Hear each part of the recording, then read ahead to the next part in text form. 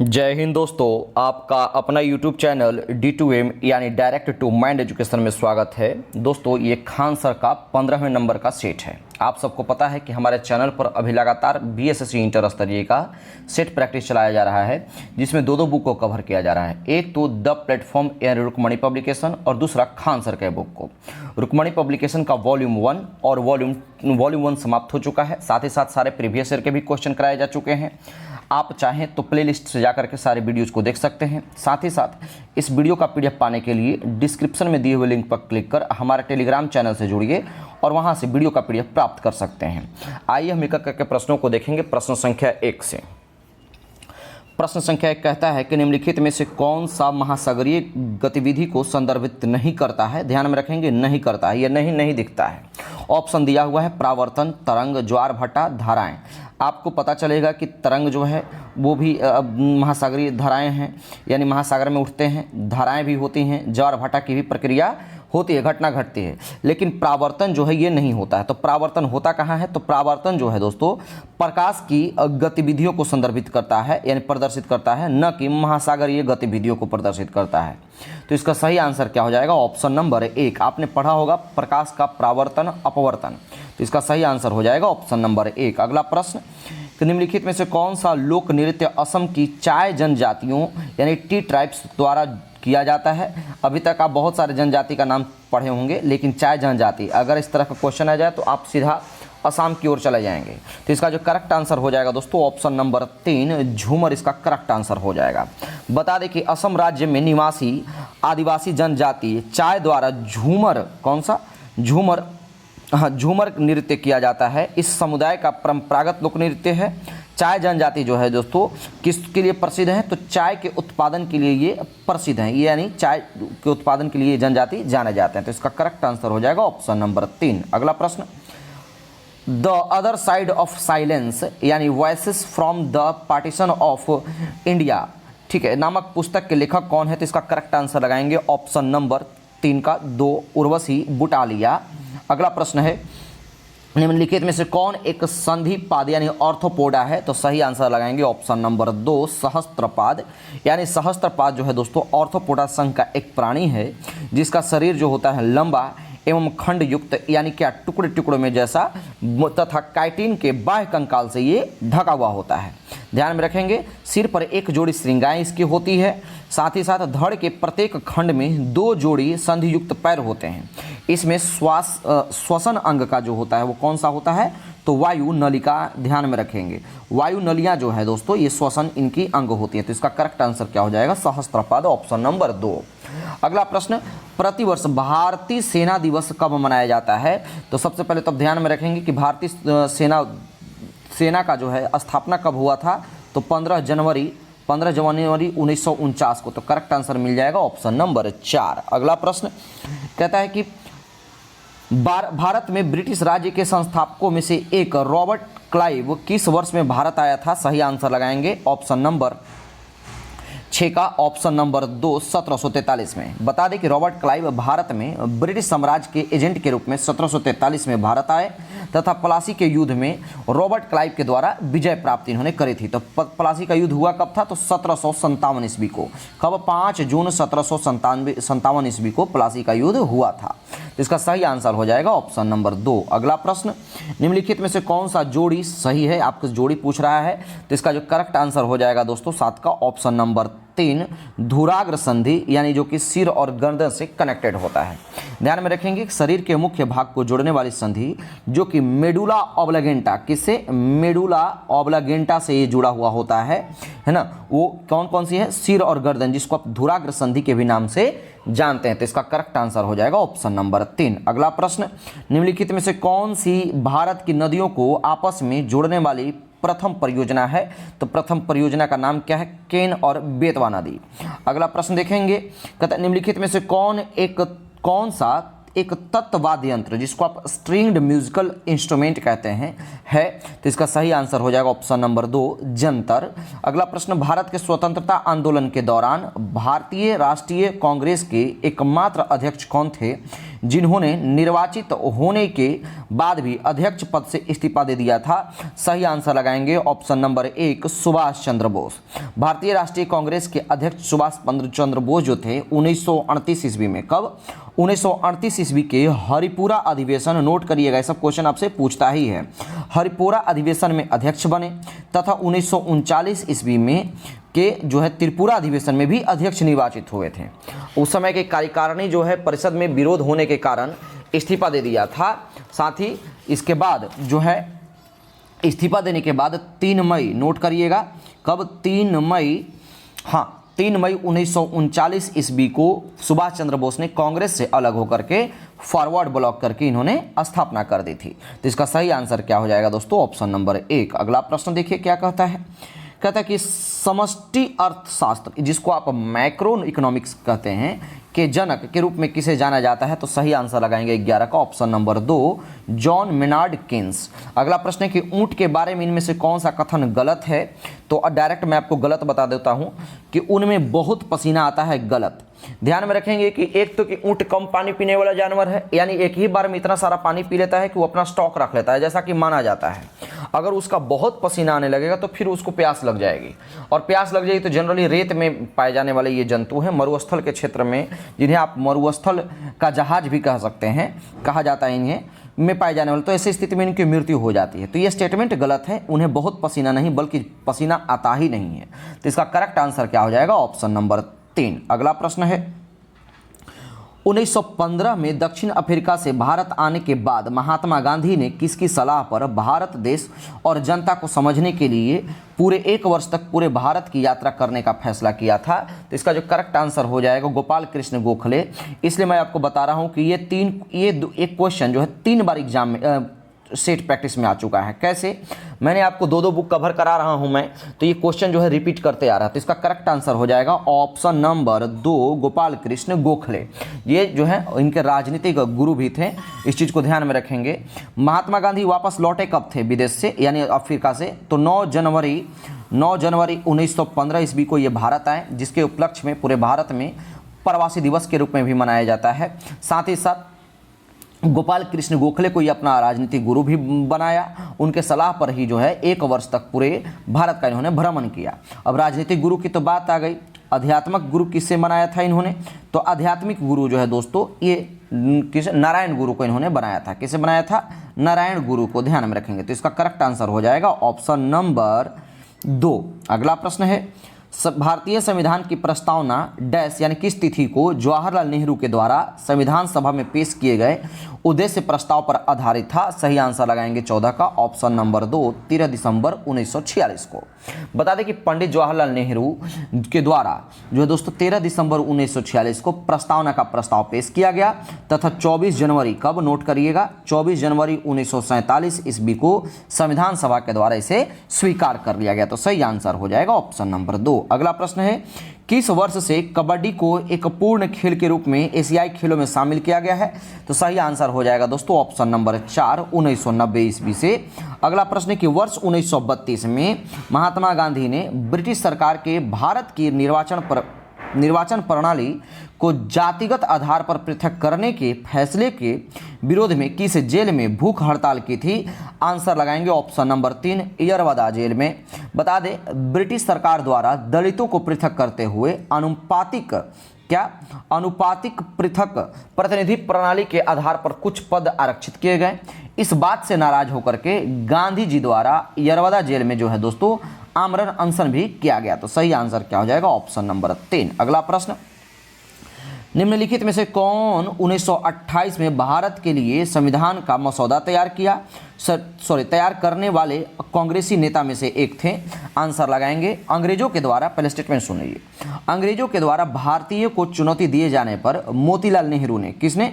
मोतीलाल नेहरू ने, यानी option number 3 1928 ईस्वी में 3 सदस्यों की समिति तैयार कर मसौदा तैयार करवाया, जिसे नेहरू रिपोर्ट के भी नाम से जाना जाता है। किस रिपोर्ट के नाम से? नेहरू रिपोर्ट। भूलेंगे नहीं, आपसे क्वेश्चन पूछ देगा। तो नेहरू रिपोर्ट बना कब था, तैयार कब हुआ था? तो 1928 ईस्वी में मोतीलाल नेहरू की अध्यक्षता में। तो इसका सही आंसर हो जाएगा ऑप्शन नंबर 3। अगला प्रश्न है 1944 में इम्फाल की लड़ाई ब्रिटिश सेना और डैश किस सेना के बीच में लड़ी गई थी? ध्यान में रखेंगे, इम्फाल जो है भारत की मणिपुर की राजधानी है। कहाँ की राजधानी है इम्फाल? मणिपुर की राजधानी है। इस स्थान पर 8 मार्च, कब? 8 मार्च 1944 ईस्वी से 3 जुलाई 1944 ईस्वी तक जो है दोस्तों 1944 ईस्वी तक द्वितीय विश्व युद्ध के समय जापानी सैनिकों के द्वारा, किसके द्वारा? जापानी सैनिकों के द्वारा आक्रमण जो है किया गया, जिसमें ब्रिटिश सेना के द्वारा पराजित कर दिया गया, यानी इसमें ब्रिटिश सेना की जीत हो गई थी। तो इसका सही आंसर हो जाएगा ऑप्शन नंबर 4, जापानी सेना। अगला प्रश्न, उड़ीसा के किस जिले में पूर्वी घाट की सबसे ऊंची चोटी स्थित है? तो उड़ीसा के किस जिले में? आंसर लगाएंगे ऑप्शन नंबर 4, कोरापुट में। अच्छा, उस चोटी का नाम क्या है? तो अरमाकोंडा। नोट करिएगा अगर लिखना चाहते हैं तो, अरमाकोंडा, जिसकी ऊंचाई की बात कर ले तो 1620 मीटर।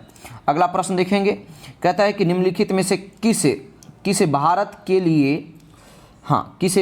के लिए शीर्ष स्तर की संस्था के रूप में स्थापित किया गया था? सही आंसर लगाएंगे दोस्तों ऑप्शन नंबर 1, राष्ट्रीय आवास बैंक। ध्यान में रखेंगे कि भारत में माननीय प्रधानमंत्री 28 फरवरी, कब? 28 फरवरी 1987 को केंद्रीय बजट में राष्ट्रीय आवास बैंक की स्थापना की घोषणा की, तथा इसकी स्थापना जो है दोस्तों, ये घोषणा की थी 28 फरवरी को, जबकि इसकी स्थापना 19 जुलाई 1988 ईस्वी को जो दोस्तों हुआ। इसका हेडक्वार्टर की बात कर ले तो हेडक्वार्टर कहाँ है? नई दिल्ली में। ध्यान में रखेंगे, कहाँ है हेडक्वार्टर? नई दिल्ली में। तो इसका करेक्ट आंसर क्या हो जाएगा? Option number 1। अगला प्रश्न है, कहता है कि ओलंपिक गोल्फ टूर्नामेंट में भाग लेने वाली प्रथम भारतीय महिला इनमें से कौन सी है? सही आंसर लगाएंगे ऑप्शन नंबर 1, अदिति अशोक। अगला प्रश्न देखेंगे, कहता है कि इनमें निम्नलिखित में से कौन सी खरीफ फसल है? तो सही लगाएंगे ऑप्शन नंबर 3, खरीफ मूंगफली है। बाकी सारे के सारे रबी फसल है। अगला प्रश्न है कि वायुमंडलीय दाब को मापने के लिए निम्नलिखित में से किस वैज्ञानिक उपकरण का प्रयोग किया जाता है? बैरोमीटर। अगला प्रश्न, 1932 में महात्मा गांधी और किसके बीच में पूना पैक्ट जो है दोस्तों पर हस्ताक्षर किया गया था? करेक्ट आंसर लगाएंगे ऑप्शन नंबर 4, भीमराव अंबेडकर के बीच में। अगला प्रश्न है कि अपस्मार क्या है? अपस्मार जो है, जिसको आप मिर्गी कहते हैं, से शरीर का कौन सा अंग प्रभावित होता है? तो तंत्रिका तंत्र। तंत्रिका तंत्र होता कहाँ है दोस्तों? तो मस्तिष्क में, यानी ऑप्शन नंबर 1 इसका करेक्ट आंसर हो जाएगा। अगला प्रश्न देखिए क्या कहता है। प्रश्न संख्या 26 कहता है कि नर्मदा नदी जो कि मध्य प्रदेश से कहाँ से निकलती है? तो मध्य प्रदेश के अमरकंटक के पहाड़ियों से निकलती है, जबकि अरेबियन सी में जाकर के यह मिल जाती है।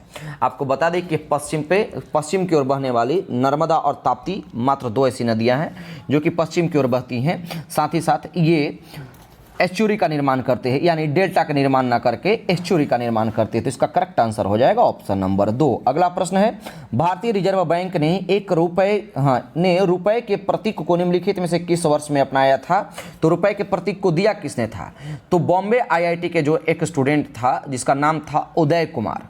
क्या नाम था? डॉक्टर उदय कुमार, डी उदय कुमार, जिन्होंने रुपए के सिंबल को 2010 ईस्वी में इन्होंने दिया और 26 अगस्त 2010 को इसे स्वीकार कर लिया गया था। कब? 26 अगस्त 2010 को। तो करेक्ट आंसर हो जाएगा ऑप्शन नंबर 4। अगला प्रश्न, हिल पैलेस संग्रहालय कहाँ स्थित है? करेक्ट आंसर लगाएंगे केरला। अगला प्रश्न कि विश्व बैंक के वर्गीकरण के अनुसार जुलाई 2019 तक उच्च माध्यम आय वाले देशों में प्रति व्यक्ति सकल राष्ट्रीय आय अमेरिकी डॉलर में कितना बीच में है? सही आंसर लगाएंगे 29 का ऑप्शन नंबर 1, 3,996 से लेकर के 12,375 डॉलर के बीच में है। अगला प्रश्न है कि भारत में पीर बुधान का मेला प्रतिवर्ष कहाँ आयोजित किया जाता है? तो यह मेला जो है लगभग 250 साल से वर्षों से लगातार चली आ रही है। ये मध्य प्रदेश में लगने वाला ये मेला है। तो करेक्ट आंसर हो जाएगा ऑप्शन नंबर 1। अगला प्रश्न है, भारतीय संविधान के अनुच्छेद 123 के तहत अध्यादेशों की घोषणा करने की शक्ति निम्नलिखित में से किसके पास होती है? आंसर लगाएंगे कि भारतीय संविधान में भारत के राष्ट्रपति के पास, किसके पास, भारत के राष्ट्रपति को अनुच्छेद 123 के तहत अध्यादेश जारी करने की शक्ति दी गई है तथा जब संसद सत्र नहीं चल रहा हो, ध्यान में रखेंगे, चल रहा हो तथा देश के नए कानूनों की आवश्यकता हो, तब इस शक्ति का प्रयोग राष्ट्रपति करता है। तो करेक्ट आंसर लगाएंगे ऑप्शन नंबर 2। अगला प्रश्न है कि निम्नलिखित में से कौन सा सबसे पुराना ग्रैंड स्लैम टेनिस टूर्नामेंट है। आंसर लगाएंगे ऑप्शन नंबर 2 विंबलडन टेनिस। कौन सा, विंबलडन टेनिस, जो कि घास के मैदान पर खेला जाता है। अच्छा ये तो ठीक है। टोटल कितने ग्रैंड स्लैम होते हैं, तो टोटल 4 ग्रैंड स्लैम होते हैं। सबसे पहले होता कौन है, इसके बाद सबसे कौन होता है, तो क्रम से आपको याद करने के लिए एक ट्रिक मैं आपको बता दूं, इसको नोट कर लीजिएगा। AFBAU, AFWU, AFBAU इसको पढ़िए, यानी A फॉर ऑस्ट्रेलिया, इसके बाद फिर फ्रेंच, इसके बाद विंबलडन, इसके बाद US ओपन, ध्यान में रखेंगे। तो इसका सही आंसर हो जाएगा ऑप्शन नंबर 2। अगला प्रश्न है निम्नलिखित विकल्पों में से कौन सी सबसे भारी गैस है। करेक्ट आंसर लगाएंगे रेडॉन, जो कि एक नोबेल यानी इनर्ट गैस है। अगला प्रश्न है कि निम्नलिखित में महान बल्लेबाज और कमेंटेटर डीन जोन्स, जिनका निधन 24 सितंबर 2020 को हृदय गति रुक जाने, जिसको आप कार्डियक अरेस्ट भी कहते हैं, के कारण हुआ, अपने खेल के दिनों में यानी कहाँ का प्रतिनिधित्व करते थे, यानी साफ कह लें कि कैप्टन कहाँ के थे। तो करेक्ट आंसर लगाएंगे ऑप्शन नंबर 2, ये ऑस्ट्रेलिया के कैप्टन थे। अगला प्रश्न है क्वेश्चन नंबर 35, कहता है कि राज्याधिकार के लिए मुगलों ने किस विरासत का अनुसरण किया था। तो आंसर लगाएंगे 35 का। मुगलों में राज्याधिकार को सर्वप्रथम बाबर के द्वारा, किसके द्वारा, नोट करिएगा, बाबर के द्वारा संपूर्ण साम्राज्य को अपने 4 पुत्रों में बांट दिया गया। यानी इसके 4 बेटे थे, यानी सभी को बराबर बराबर दे दिया गया।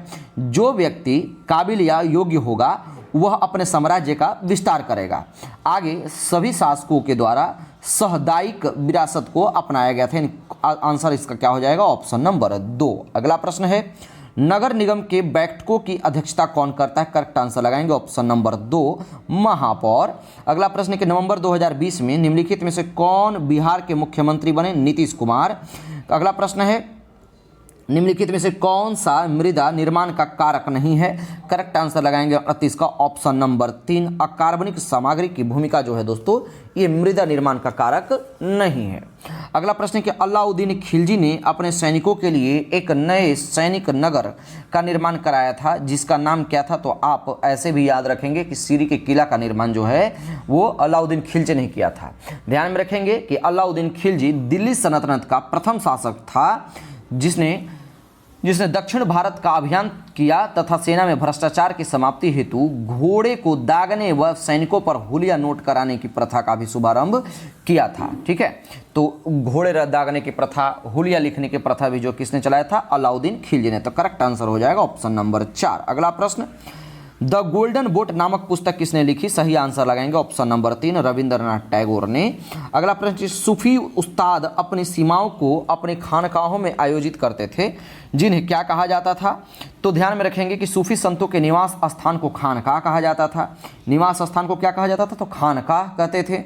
जबकि सबसे बड़ा खानकाह अजमेर में स्थित है। अच्छा, सबसे बड़ा खानकाह है कहाँ, तो अजमेर में है, इसको नोट करिएगा। सबसे बड़ा खानकाह कहाँ है दोस्तों, अजमेर में है। सूफी सिलसिले में गुरु को वली कहा जाता था। सूफी सिलसिले में गुरु को क्या कहा जाता था, वली, तथा सिद्ध को मुरीद कहते हैं। क्या कहते हैं, सिद्ध को, शिष्य को मुरीद कहते हैं। तथा खानकाहों में जो सभा आयोजित की जाती थी उसे धर्मशालाएं या फिर धर्म सभाएं कहते थे। इसका सही आंसर क्या हो जाएगा, ऑप्शन नंबर 2। अगला प्रश्न, क्वेश्चन नंबर 42 क्या कहता है कि कौन सा देश दुनिया का अग्रणी नार्को स्टेट बन गया है। करेक्ट आंसर लगाएंगे ऑप्शन नंबर 4 सीरिया। अगला प्रश्न है कि प्रधानमंत्री नरेंद्र मोदी ने किस राज्य में 10,900 करोड़ रुपए से अधिक की विभिन्न परियोजनाओं का शिलान्यास और राष्ट्र को समर्पित किया है। तो 43 का करेक्ट आंसर लगाएंगे दोस्तों ऑप्शन नंबर 3 असम में, यानी असम के गुवाहाटी राज्य, असम राज्य के गुवाहाटी में। अगला प्रश्न है कि भारतीय उच्चायोग ने किस देश में अपना 16वां वीजा आवेदन केंद्र खोला है। सही आंसर लगाएंगे ऑप्शन नंबर 4 बांग्लादेश में। अगला प्रश्न देखेंगे क्या कहता है कि फेमिना मिस इंडिया वर्ल्ड 2023 का ताज किसने जीता है? सही आंसर हो जाएगा नंदिता गुप्ता। अगला प्रश्न, तेलंगाना के मुख्यमंत्री के चंद्रशेखर राव क्या है? के चंद्रशेखर राव ने भारतीय संविधान के निर्माता को की 132वीं जयंती को चिन्हित करने के लिए किस शहर में भीमराव अंबेडकर की 125 फुट ऊंची कांस्य प्रतिमा का अनावरण किया? सही आंसर लगाएंगे ऑप्शन नंबर 1 हैदराबाद। अगला प्रश्न है कि G20 में कृषि प्रमुख वैज्ञानिक, जिसको MSCS कहते हैं, कि 12वीं बैठक 17 से 19 अप्रैल 2023 तक जो चली, किस शहर में आयोजित होने वाली है? तो करेक्ट आंसर लगाएंगे ऑप्शन नंबर 1, यह भी चलना बाकी है। तो करेक्ट आंसर लगाएंगे ऑप्शन नंबर 1 47 का वाराणसी में। अगला प्रश्न है कि विश्व चगास रोग दिवस हर साल किस दिवस को मनाया जाता है? ध्यान में रखेंगे, इसका जो है 14 अप्रैल को मनाया जाता है। कब मनाया जाता है? 14 अप्रैल। अच्छा, चगास रोग का दिवस का मेन उद्देश्य क्या होता है? तो पहले आपको जान लें कि यह एक जानलेवा बीमारी है जिसके बारे में जागरूकता बढ़ाना और गंभीर हृदय और पाचन संबंधी समस्याओं का कारण बन जो है जागरूकता बढ़ाया जाता है, जो कि गंभीर हृदय और पाचन से संबंधित समस्याओं का एक कारण बनती है। तो इसका करेक्ट आंसर हो जाएगा ऑप्शन नंबर 1। अगला प्रश्न, निम्नलिखित में से किन देशों में बालिकातन क्या है? बालिकातन नामक संयुक्त अभ्यास शुरू किया गया? आंसर लगाएंगे अमेरिका और फिलीपींस में। अगला प्रश्न, कजाकिस्तान के अस्ताना में आयोजित एशियाई कुश्ती चैंपियनशिप 2023 में पुरुषों की 57 किलोग्राम फ्री स्टाइल श्रेणी में स्वर्ण पदक किसने जीता है? सही आंसर लगाएंगे ऑप्शन नंबर 3 अमन सहरावत। कौन? अमन सहरावत। निम्नलिखित में से कौन सी आउटपुट डिवाइस नहीं है दोस्तों? तो आंसर लगाएंगे स्कैनर। अगला प्रश्न, निम्नलिखित में से किसकी कमी से वर्णता एवं कमजोर दृष्टि समस्या उत्पन्न होती है? तो ध्यान में रखेंगे कि आंखों से संबंधित जितने भी समस्याएं उत्पन्न होगी उसका मेन रीजन क्या होगा? Vitamin A. और ये भी क्वेश्चन जो है रिपीट कर गया है, इस चीज को ध्यान में रखिएगा। अगला प्रश्न देखेंगे, कहता है कि निम्नलिखित में हस्तियों में से किसे कुष्ठ रोग उन्मूलन के क्षेत्र में योगदान के लिए 2018 में गांधी शांति पुरस्कार से सम्मानित किया गया था? करेक्ट आंसर लगाएंगे ऑप्शन नंबर 1 योहेई सासाकावा को। किसे? Yohei Sasakawa. अगला प्रश्न है कि चुंबकीय फ्लक्स का एसआई मात्रक क्या है? तो वेबर। अगला प्रश्न है कि क्रायोजेनिक ईंधन में ईंधन के रूप में इनमें से किसका उपयोग किया जाता है? आंसर लगाएंगे तरल ऑक्सीजन एवं तरल हाइड्रोजन को। ध्यान में रखेंगे कि -238 डिग्री फ़ारेनहाइट क्या है? -238 डिग्री फ़ारेनहाइट को ही क्रायोजेनिक तापमान कहते हैं। इस तापमान पर इंजन का ईंधन ऑक्सीजन और हाइड्रोजन गैस जो है तरल बन जाती हैं। तो करेक्ट आंसर क्या हो जाएगा? Option number 2। ये सब मैं जो भी पॉइंट बता रहा हूँ सारा के सारे इंपॉर्टेंट है, इसको पढ़िए ध्यान से आप सब। एग्जाम में इससे बाहर क्वेश्चन कुछ नहीं आएगा, बल्कि आसान क्वेश्चन ही आएगा। अगला प्रश्न है, निम्न में से कौन सा कंप्यूटर वायरस दस्तावेज की फॉर्मेटिंग को नुकसान पहुंचाता है और इसे एडिट करने की अनुमति नहीं देता है? सही आंसर लगाएंगे 56 का ऑप्शन नंबर 2 माइक्रो वायरस। अगला प्रश्न, निम्नलिखित में से कौन सा एक सैप्रोफाइटिक कवक है? आंसर लगाएंगे पेंसिलियम। अच्छा, इसके जो है टीका का खोज किसने किया था?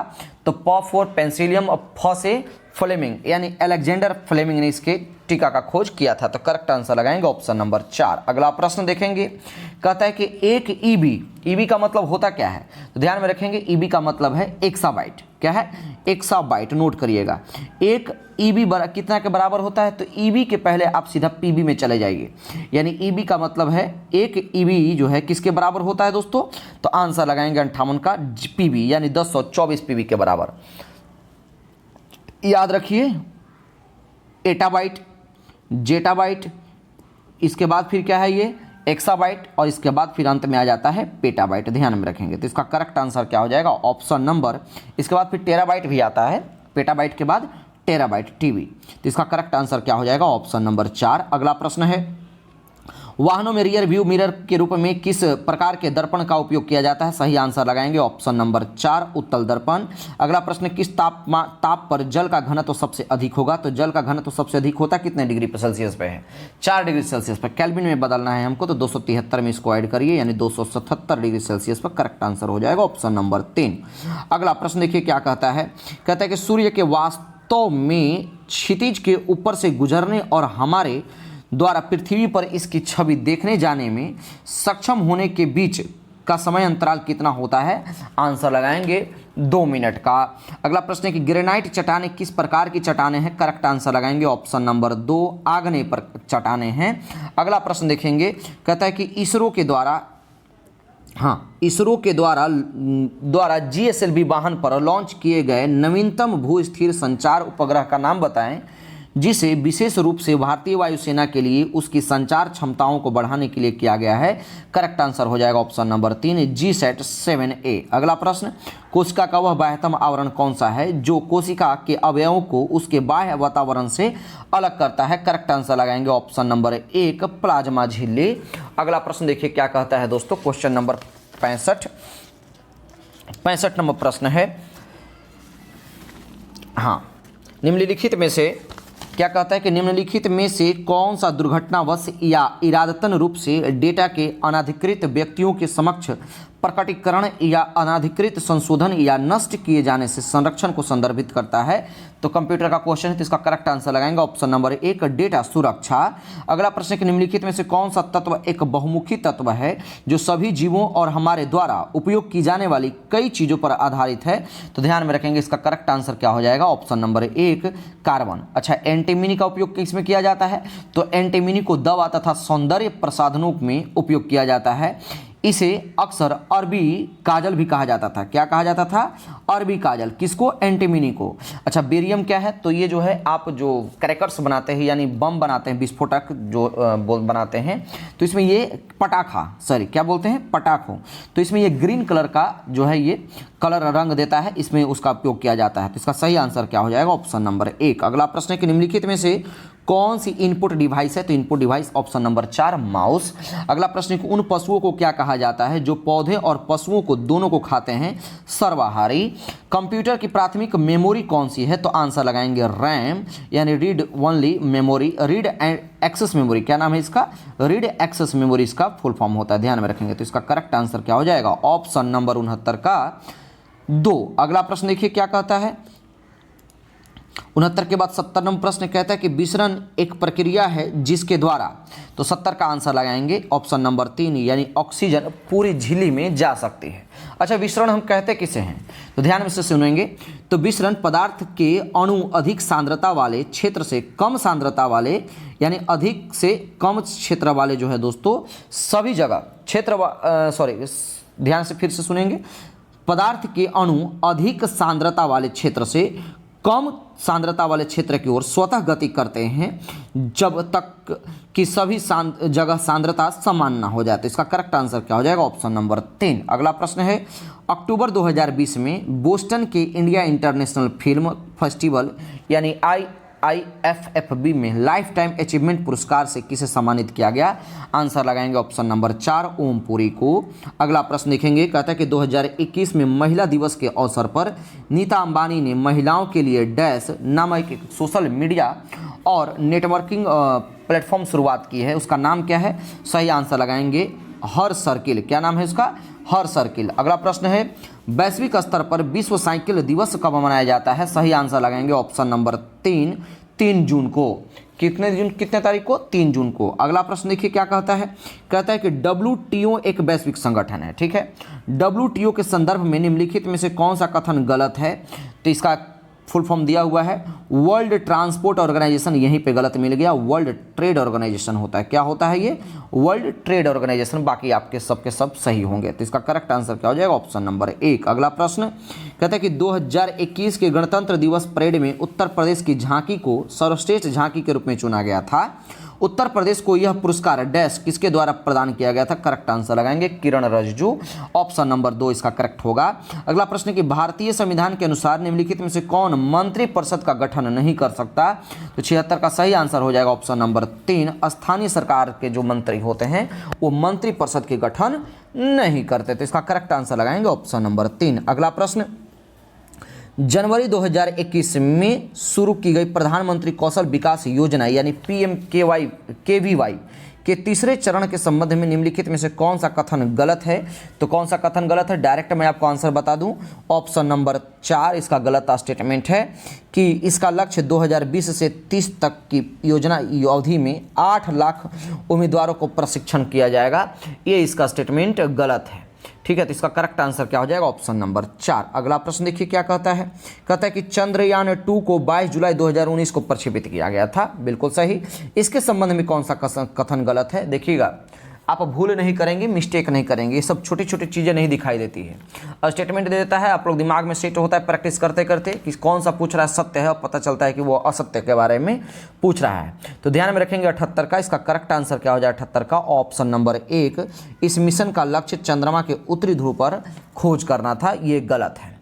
अगला प्रश्न है क्वेश्चन नंबर 79 देखेंगे। 79 नंबर प्रश्न क्या कहता है? कहता है कि हमें सकल घरेलू उत्पाद यानी जीडीपी का आकलन करते समय केवल तैयार माल के मूल्य पर विचार करना चाहिए, क्योंकि ध्यान में रखेंगे तैयार माल के मूल्य में पहले से ही मध्यवर्ती माल का मूल्य शामिल होता है। सही आंसर हो जाएगा ऑप्शन नंबर 2। अगला प्रश्न, औरंगजेब के संबंध में निम्नलिखित में से कौन सा कथन गलत है? तो ध्यान में रखेंगे दोस्तों कि सबसे पहले मैं आपको बता दूं कि औरंगजेब का जन्म जो हुआ था वो 3 अक्टूबर, कब? 3 अक्टूबर 1618 ईस्वी को दोहाद यानी गुजरात में हुआ था। ये शाहजहां और मुमताज की छठी संतान थे। ये कौन से संतान थे? शाहजहां तथा मुमताज के छठी संतान, जबकि ऑप्शन नंबर 3 में आपको दिख रहा होगा कि दूसरा संतान लिखा हुआ था। इसका करेक्ट आंसर क्या हो जाएगा? Option number 3। अगला प्रश्न देखिए क्या कहता है? कहता है कि चंद्रगुप्त मौर्य यानी मौर्य वंश के संस्थापक थे। भारतीय इतिहास में उनके शासन के बारे में निम्नलिखित में से कौन सा कथन गलत है? तो 81 का करेक्ट आंसर लगाएंगे। पहले पढ़ लेते हैं। उन्होंने सिकंदर यानी अलेक्जेंडर से मुलाकात की और उसकी सेना में शामिल हुए ताकि मैसिडोनियन युद्ध कौशल को सीख सकें। बिल्कुल सही है। बैरम खां उनका सबसे अच्छा सहयोगी, संरक्षक और मार्गदर्शक था, ये गलत है। ये जो था वो चंद्रगुप्त मौर्य का नहीं बल्कि अकबर का ये सबसे अच्छा सहयोगी, संरक्षक और मार्गदर्शक थे। तो इसका करेक्ट आंसर लगाएंगे ऑप्शन नंबर 2। अगला प्रश्न क्वेश्चन नंबर 82 क्या कहता है? कहता है कि महामारी के कारण 2020 में किस ग्रैंड स्लैम टेनिस टूर्नामेंट को आयोजन नहीं किया जा सका? तो 82 का करेक्ट आंसर लगाएंगे ऑप्शन नंबर 2, विंबलडन का। अगला प्रश्न क्या कहता है कि जालियांवाला बाग की घटना के संबंध में निम्नलिखित में से कौन सा गलत है? तो 83 का मैं आपको पहले बता दूं कि जालियांवाला बाग हत्याकांड भारत के पंजाब प्रांत, कहाँ हुआ था? पंजाब प्रांत के अमृतसर में स्वर्ण मंदिर के निकट एक जालियांवाला बाग है, ठीक है, जिसमें 13 अप्रैल, नोट करिएगा, कब? 13 अप्रैल 1919 ईस्वी को बैसाखी के दिन ये घटना घटी थी। जबकि चौरी चौरा का कांड 4 फरवरी, नोट करिएगा, चौरी चौरा का कांड कब हुआ था? तो 4 फरवरी 1922 ईस्वी को हुआ था, जिसमें ब्रिटिश में तत्कालीन संयुक्त प्रांत यानी जो कि उत्तर प्रदेश में ये स्थित है, जब असहयोग आंदोलन में भाग लेने वाले प्रदर्शनकारियों का एक समूह पुलिस के साथ भिड़ गया था। तो इसका करेक्ट आंसर 83 क्या हो जाएगा? Option number 1। ऑप्शन नंबर 1 इसका करेक्ट आंसर हो जाएगा। अगला प्रश्न देखिए क्या कहता है? भारतीय स्वतंत्रता संग्राम के निम्नलिखित में से कौन सा कथन गलत है? तो 84 का आंसर आप लगाएंगे दोस्तों ऑप्शन नंबर 4। मैं आपको बता दूं कि शेख मुजीबुर रहमान ने भारत के स्वतंत्रता संग्राम में महत्वपूर्ण भूमिका निभाई थी, ये गलत है। और आज के सेशन का लास्ट प्रश्न देखिए क्या कहता है?